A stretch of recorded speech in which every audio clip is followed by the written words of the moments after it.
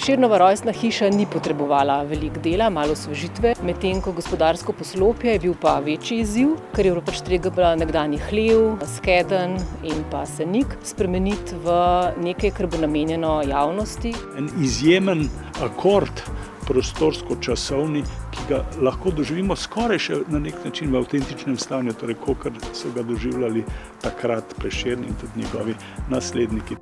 To je zelo kompleksen projekt. Mi smo pač sprojektirali enostavno, čisto, čim bolj verno, kot je pač sam objekt bil prej.